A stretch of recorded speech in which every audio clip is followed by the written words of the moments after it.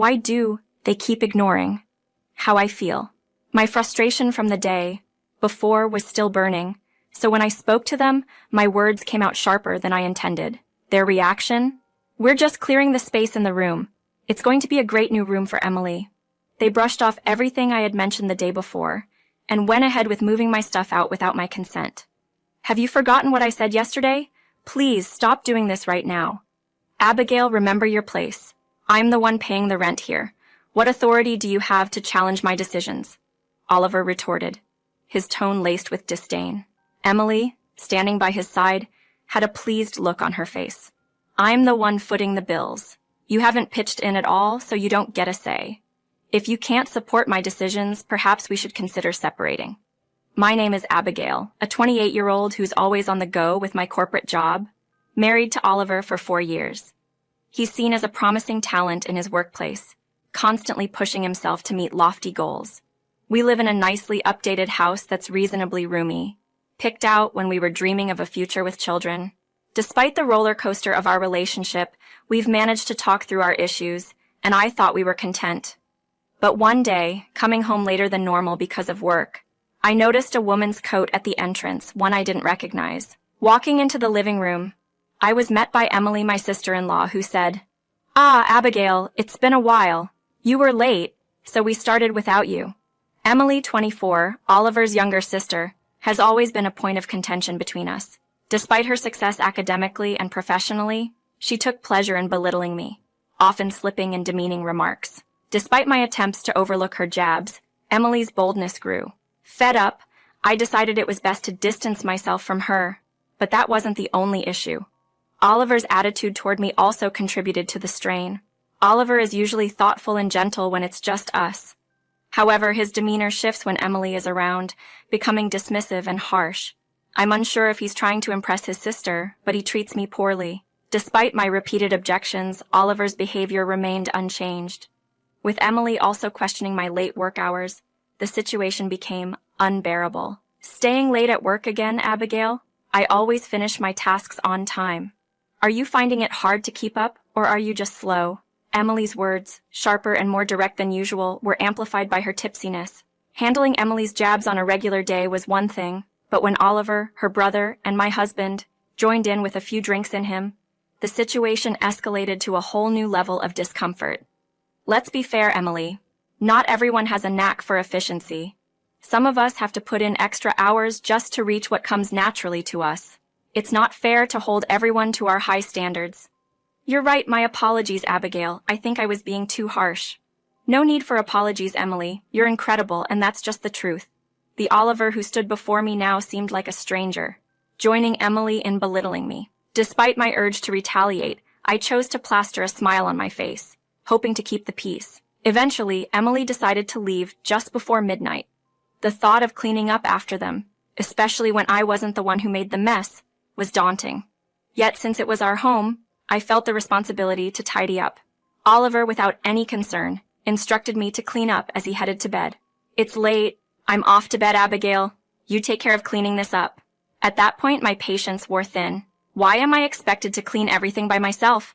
The mess was yours and Emily's doing, so you should be the ones cleaning it. Isn't it odd that you assume I'll do it? Oliver seemed surprised by my assertiveness, but doubled down, insisting on me doing the cleanup. I bring in more money, you know. Don't talk back when you earn less. If you can't accept that, maybe we should consider ending things. Why are we even talking about money right now? That's completely irrelevant. You should be cleaning up after yourself. And bringing up divorce over such a trivial matter, Oliver, isn't that a bit extreme? Just shut up and clean. It's your responsibility, he declared, making his stance clear before heading to the bedroom. Despite feeling unjustly burdened, I ended up tidying up alone, and by the next morning, Oliver's mood had not improved. I knew that attempting to talk things out might only add fuel to the fire, so I chose to keep my distance. Despite my eagerness to mend fences with Oliver, we both left for the day without addressing our disagreement. That evening, as I returned home, feeling the weight of both my professional and personal turmoil, I knew something had to give. The tension with Oliver needed to be resolved sooner rather than later. I was ready to extend an olive branch, prepared to apologize regardless of his stance, aiming for reconciliation. With this resolution in mind, I opened the door, only to be greeted by the sight of that same coat from the night before. The familiar sounds of voices from the living room hinted that history was repeating itself. Not again, I thought, dreading another encounter. My fears were confirmed upon entering the living room. There was Emily once again, alongside Oliver, creating a mess as they enjoyed their drinks. Thanks for always working late, Abigail. We got started without you since you're never around, Emily remarked, her tone dripping with sarcasm. My intention to reconcile with Oliver was strong, but Emily's presence made it seem like an insurmountable task. It felt as if she was deliberately obstructing any chance of us clearing the air, yet my concern seemed invisible to them. Oliver chimed in with a sarcastic jab of his own. We had to start without you since you're always late.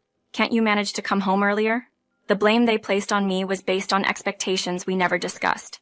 Moments before, I was determined to resolve things with Oliver, but now, my resolve waned swiftly. Why am I even bothering so much with them? This question started to echo in my mind, signaling a shift in my perspective. Caught off guard by Oliver's bombshell, my emotions hit a boiling point. Wait a minute. What are you talking about? This is the first I've heard of Emily moving in. Can you explain? Oliver, taken aback by my strong reaction, quickly slipped back into his dismissive attitude, bolstered by Emily's presence. Yes, it's news to you because I'm only just mentioning it. And yes, Emily will be staying with us. What about her husband? Are they moving in together? Upon mentioning her husband, I was met with, "Oh, you mean her ex-husband?" Ex-husband. This was news to me.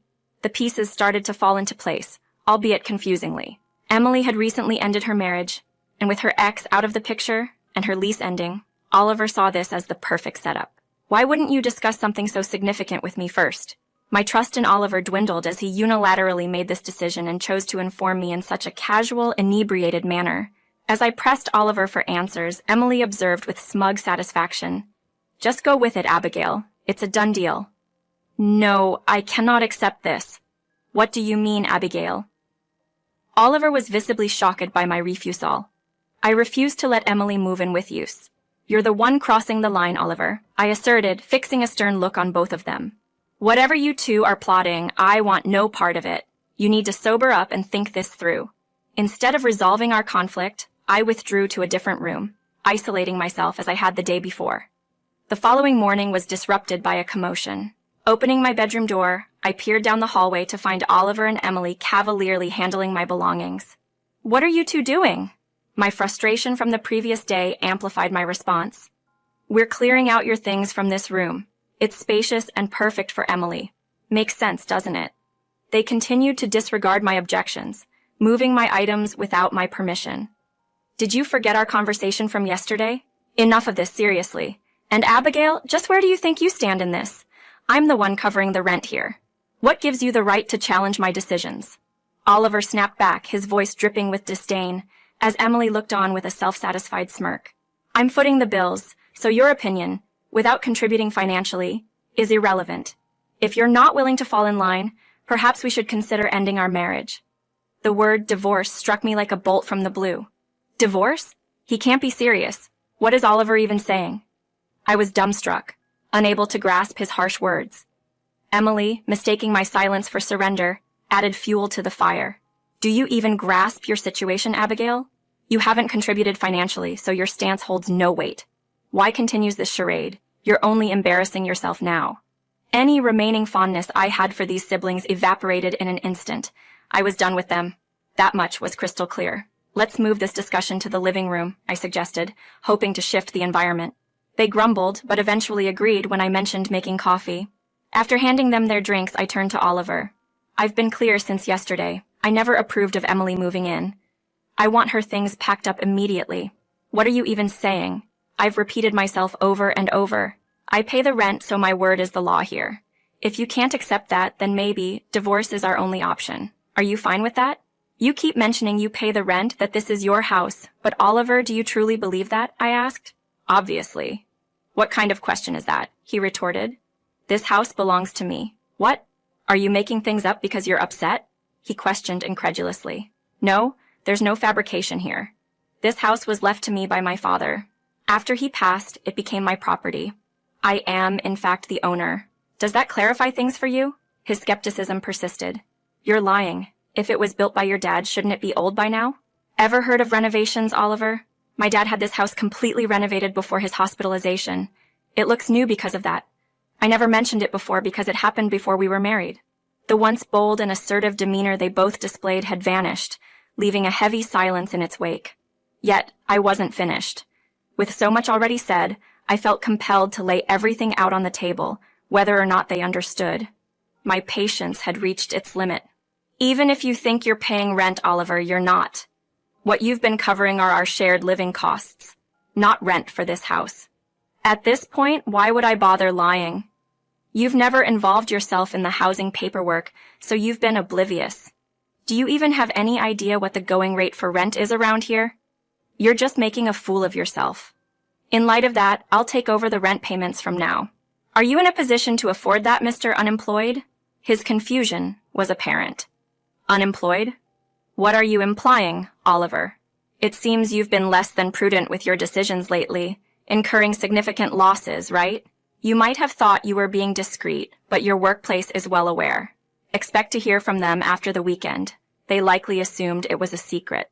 Oliver was visibly disturbed by my revelations. How? Why do you know this? His voice was barely above a whisper, a mix of shock and disbelief. I've kept it under wraps, but your employer is a part of my family's business network. They've been lenient until now, but it seems your actions have crossed a line. The decision has been made to let you go, and they informed me first due to the impact on our household. Oliver sank into an uncharacteristic silence. Emily, having overheard our conversation, appeared equally unsettled.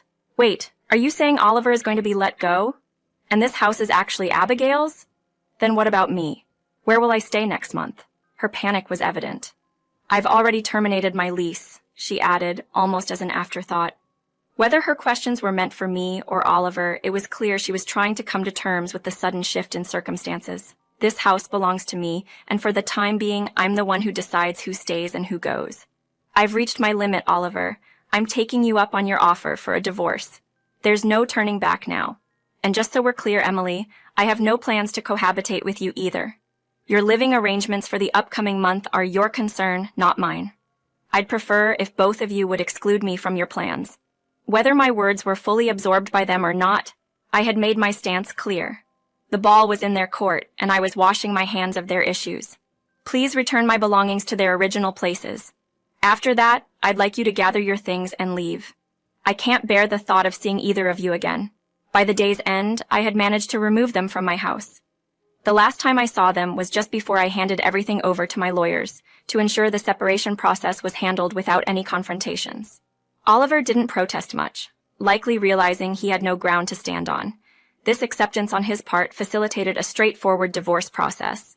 I later learned that they both returned to living with their parents. The fallout for Oliver was significant, saddled with a hefty financial burden from our settlement and additional repercussions from his professional missteps. He's now working tirelessly to settle his debts. Meanwhile, I'm embracing a peaceful existence in the home my father left me, cherishing this newfound solitude and freedom, and planning to make the most of it for the foreseeable future.